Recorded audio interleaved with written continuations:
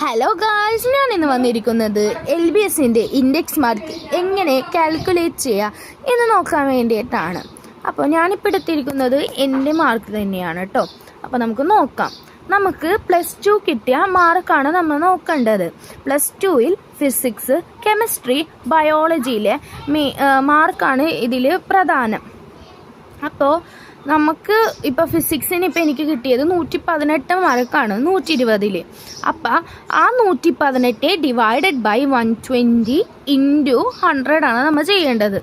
അപ്പോൾ നമുക്ക് അത് ചെയ്യുമ്പോൾ ഒരു വാല്യൂ കിട്ടും.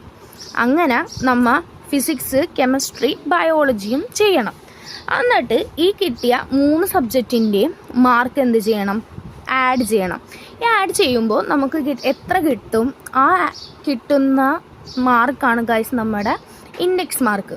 ഓക്കെ ഗൈസ്, നമ്മുടെ നഴ്സിംഗ് അഡ്മിഷന് ഈ ഇൻഡെക്സ് മാർക്ക് ഭയങ്കര ഇമ്പോർട്ടൻ്റ് ആണ്.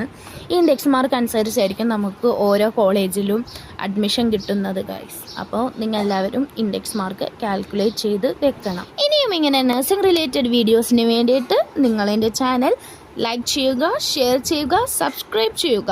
നിങ്ങളുടെ ഡൗട്ട് എന്ത് വന്നാലും കമൻറ്റ് ചെയ്യുക. അത് ഞാൻ എന്ത് വന്നാലും നിങ്ങൾക്ക് റിപ്ലൈ തരുന്നതാണ്. അപ്പോൾ ഓക്കെ, ബൈ.